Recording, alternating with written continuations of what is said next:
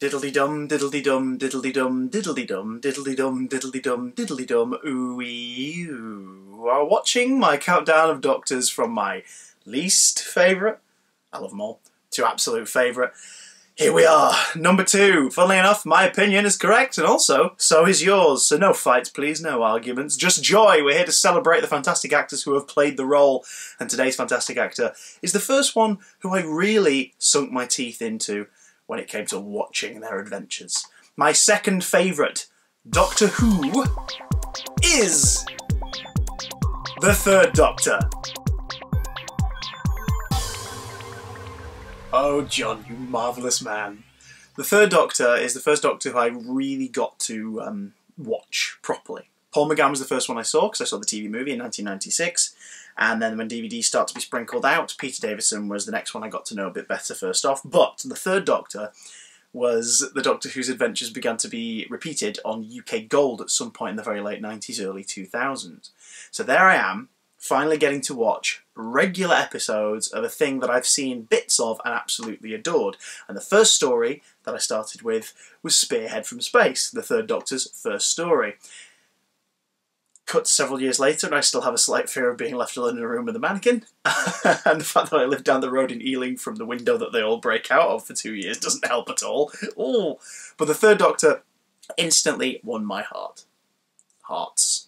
Put in a very interesting position, Jon Pertwee had to portray a Doctor who was trapped, who'd been left on Earth. The Time Lords had exiled him and they disabled the TARDIS so that all it could do was just sit there. It could operate as a sort of portable laboratory, if you will, if by portable you have the means of hoisting it up onto a van and driving around with it to places.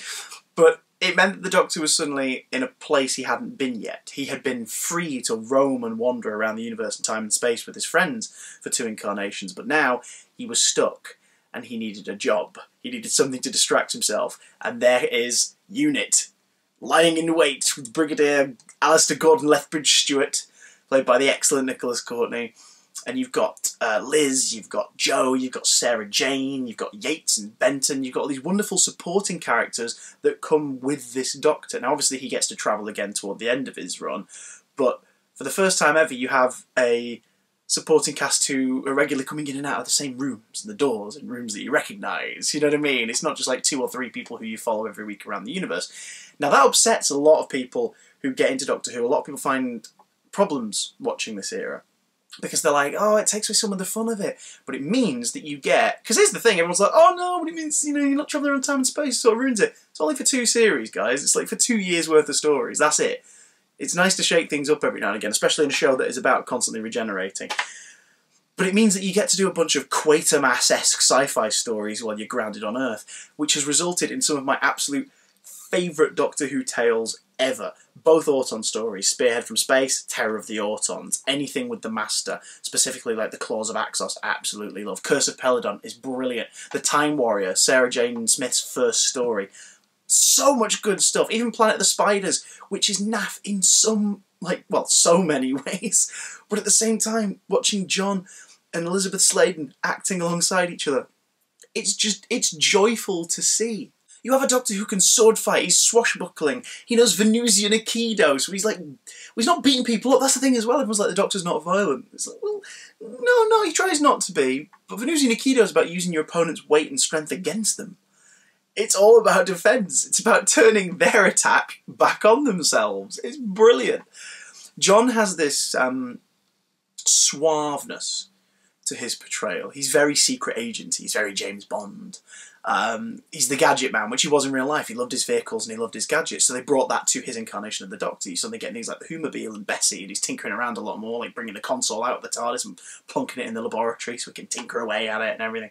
Like, he's the action hero Doctor of the original run, which is such a wonderful juxtaposition from the fact that, like, he wasn't an old man when he was making it, but he was obviously older.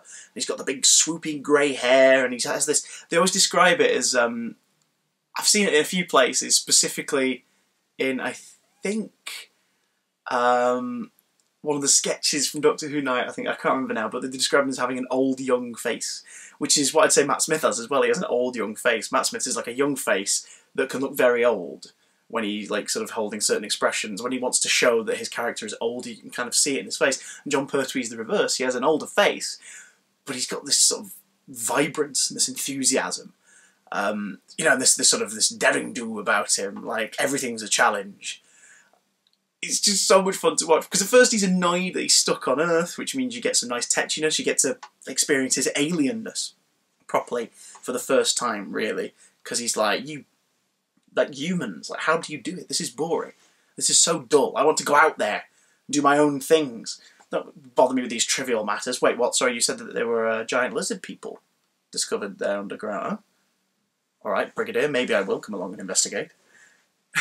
Plus, alongside the Third Doctor, you get one of the character's greatest arch-nemeses, who has never been bettered, for my opinion. I love all the other incarnations of the Master, but Roger Delgado's version, alongside Jon Pertwee's Doctor, is a match made in heaven. It's the Holmes-Moriarty-style relationship, although I would argue it's a little bit more iconic than Holmes-Moriarty, considering the Master's in more than, was it 2 stories? I can't remember how many stories Moriarty was actually in the Sherlock stories. Never mind.